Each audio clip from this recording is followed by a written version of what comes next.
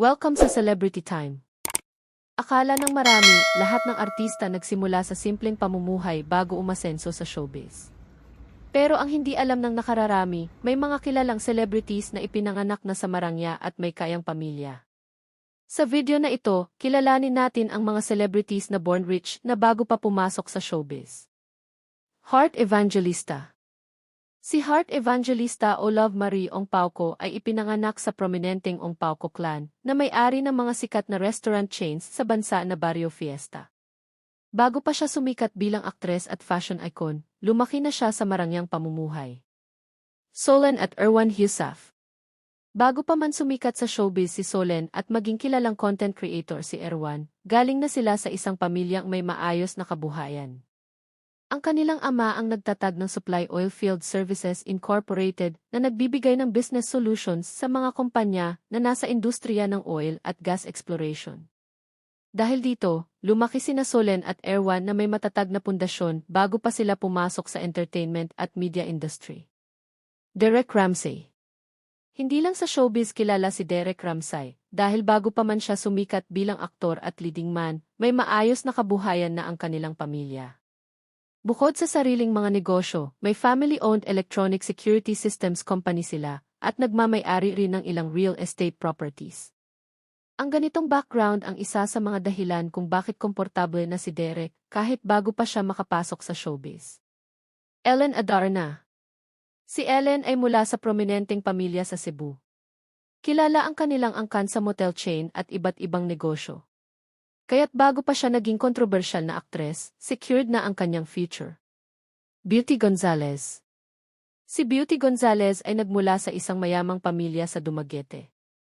Ang kanyang ama ay isang Spanish mestizo na nagmamaynari ng coconut at sugarcane plantation sa Negros Oriental. Kaya't bago pa siya maging aktres, nasa comfort na siya ng yaman. Richard Yap.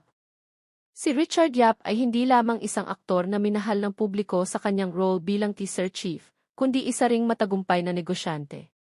Bago pa man siya sumikat sa telebisyon, kilala na ang kanilang pamilya sa iba't ibang negosyo gaya ng kalakalan ng bigas at mais, shipping industry, at isang lumberyard business. Ang kombinasyon ng pagiging artista at negosyante ang nagpatibay sa kanyang pangalan, kaya hindi nakapagtataka na kabilang siya sa mga artistang may maayos ng buhay bago pa pumasok sa showbiz. David Licauco. Bago pa man sumikat sa telebisyon bilang pambansang ginoo, si David Licauco ay lumaki na sa isang pamilyang may negosyo. At hindi rin siya nagpahuli dahil pinasok din niya ang mundo ng entrepreneurship. Isa siya sa mga artista na kilalang may sariling mga negosyo, kabilang ang dalawang kilalang restaurant, ang Sobra Cafe, na nag-aalok ng modern comfort food, at ang Kuya Korea, na inspired sa Korean cuisine. Kaya bukod sa kanyang career bilang aktor, may tuturing ding matagumpay na negosyante si David. Maine Mendoza. Bago pa man siya sumikat bilang Kiyaya Dobby at maging household name, galing na si Maine Mendoza sa isang pamilyang may maayos na kabuhayan.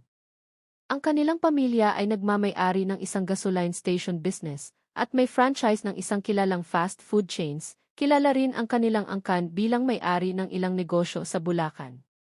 Lumaki si Maine na may maginhawang buhay, pero pinili pa rin niyang pasukin ang showbiz na naging daan sa mas lalo pang tagumpay niya. Chris Chiu. Bago pa man siya makilala bilang basketball star at DC personality, galing na si Chris Chiu sa isang pamilyang may malakas na pangalan sa negosyo. Ang kanilang pamilya ang namumuno sa Discovery World Corporation, isang listed company na nagmamanage ng mga luxury hotels at resorts sa iba't ibang panig ng bansa. Bukod pa rito, si Chris mismo ay kilala rin bilang entrepreneur at host, kaya't masasabi na hindi lamang siya umaasa sa sports o showbiz. Paul J. Castillo.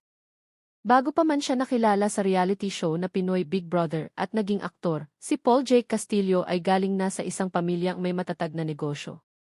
Ang kanilang pamilya ang nagmamay-ari ng International Pharmaceuticals Incorporated, isa sa pinakamalaking pharmaceutical company sa bansa. Sila ang nasa likod ng ilang sikat at household brands tulad ng Casino Alcohol, Bioderm Soap, Efficacent Oil, at marami pang iba. Kaya naman bago pa man siya pumasok sa mundo ng showbiz, nakasanayan na niya ang marangya at komportableng buhay. Slater Young. Ang tinaguriang Pinoy Big Brother Big Winner na si Slater Young ay isa ring civil engineer, anak ng isang successful businessman sa Cebu na may construction company, specializing in steel building systems. Bago pa man siya sumikat, nakalatag na ang kanyang marangyang buhay. Matteo Guidicelli. Si Matteo Guidicelli ay hindi lamang kilala bilang aktor at triathlete, kundi nagmula rin sa isang prominenteng pamilya sa Cebu. Ang kanyang ina ay kabilang sa kilalang Fernan clan, isa sa mga respetadong pamilya sa probinsya. Bukod dito, ang kanilang pamilya ay kilala rin sa iba't ibang negosyo sa Cebu.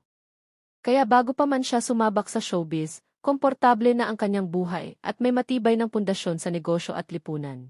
Denise Laurel. Si Denise Laurel ay nagmula sa isang makapangyarihan at prominenteng political clan. Siya ay apo sa tuhod ng dating Pangulong Jose Laurel at apo naman ng dating Vice Presidente Salvador Laurel. Dahil dito, malalim ang kanyang ugat sa politika at impluensya, na nagpapatunay na bago pa man siya pumasok sa showbiz, nakamulatan na niya ang isang buhay na may pangalan at kapangyarihan. Jake Ejercito. Si Jake ay anak ng dating Pangulong Joseph Estrada at dating aktres na sila Arnie Enriquez. Isa na siyang anak ng prominenteng political at showbiz family, kaya't hindi na bago sa kanya ang marangyang pamumuhay.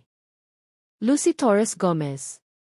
Si Lucy Torres ay mula sa isang kilalang pamilya sa Ormoc na may malalaking sugarcane plantation. Bago pa siya maging artista at politiko, isa na siyang rich heiress. Chris Aquino. Kilala bilang Queen of All Media, si Chris Aquino ay anak ng dating Pangulong Cory Aquino at Senator Ninoy Aquino. Isa sa pinakamayamang political family sa Pilipinas ang kanyang pinagmulan, kaya't ipinanganak na siyang privileged. Mikey Cojuangco Jaworski. Si Mikey Cojuangco ay galing din sa kilalang Cojuangco clan, isa sa mga prominenteng pamilya sa negosyo at politika sa bansa. Bago pa man siya makilala bilang equestrian at artista, kilala na ang kanilang pamilya bilang isa sa may pinakamalaking impluensya sa lipunan. Sharon Cuneta. Si Sharon Cuneta, kilala bilang megastar, ay anak ni Mayor Pablo Cuneta ng Pasay at mula sa pamilyang may kaya. Bago pa siya maging singer at aktres, ipinanganak na siya sa privileged life. Yan ang listahan ng mga celebrities na born rich na bago pa pumasok sa showbiz. Nakakatuwang isipin na kahit mayaman na sila, pinili pa rin nilang pumasok sa showbiz, hindi dahil sa pera, kundi para sundan ang kanilang passion at i-share ang kanilang talento sa publiko. Sino sa kanila ang pinakanagulat ka? I-comment mo sa ibaba at huwag kalimutang i-like, share at mag-subscribe para sa iba pang celebrity countdown videos. Disclaimer. All information is from public sources. For entertainment purposes only.